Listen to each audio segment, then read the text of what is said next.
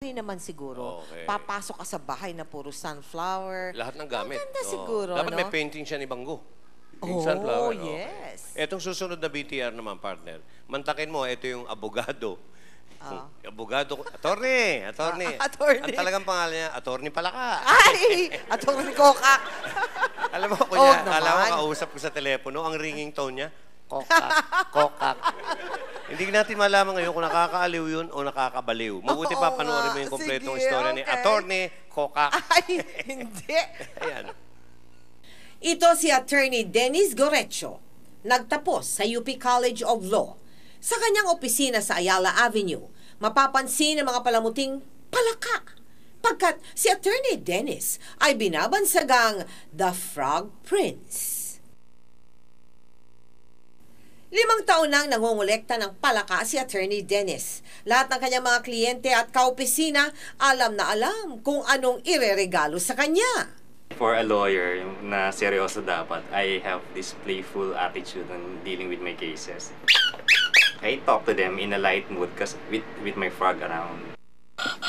Pero ang kanyang koleksyon sa opisina, Nandito yung pinakamaliit na frog na makikita nyo ay galing India. A stone na mayroong frog within a frog. wala sa kalingkingan ng koleksyon ng mga palaka sa kanyang bahay sa Las Piñas. Ito yung rice god ng Banawi, bulol ang tawag. Tapos ito yung mga variations niya, wood carvings from Banawi. Ito yung oldest frog ko. Galing siya sa isang thrift shop sa Bangkal. Ito yung collection ko ng slippers. This is the gap frog. Look at the strap. Ito yung collection ko ng mga palaka ko na pambata. Most of them are toys. Ito yung isa sa pinaka-favorite ko. Chocolate from kapatid kong nagpa-Paris sa Australia. Mayroon akong parang Tamagotchi na frog. Halos lahat yung keychain siya. Jolina keychain niya. Radyo, clock, school-related frogs. Mga nagbabasa, mga papasok ng school. Pagpasok sa loob ng bahay ni Attorney Dennis, meron siyang sala set na palaka, mga ilaw na palaka, Russian dolls na palaka, Buddha frogs, frogs with umbrellas, sari-saring cellphone holders, bathroom accessories, at dining set collection na palaka. Ang pinakamaganda, can frog from Australia.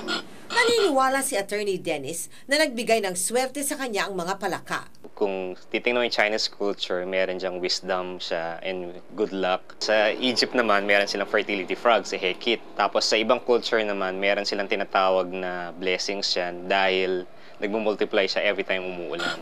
At linggo-linggo, kapag dumating ang Biyernes, pagkatapos ng opisina, diretso na sa mga mall si Attorney Dennis para sa kanyang frog hunting.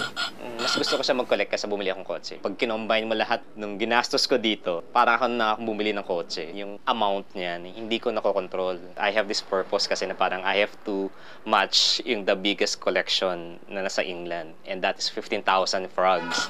Sa kanyang paggising, ang ringing tone sa cellphone ni Dennis, syempre, Hello? kokak. Sa kanyang pagtulog, nakakapag-relax siya habang nakatitig sa origami frogs sa kisame at nakikinig sa kanyang CD na Frog Chorus. Parang career yan eh. Habang gumaganda career mo, nasasatisfy ka. Yung sa akin, nasasatisfy ako when I find my collection growing bigger. Kaya most of my friends, they contribute their frog collection sa akin. Kasi alam nila I'm building a frog museum. Gaya ng kanyang pagpupursige na maging working student sa law school, hindi malayong darating ang araw na matutupad rin ang pangarap ni Attorney Dennis para sa kanyang koleksyon ng palaka.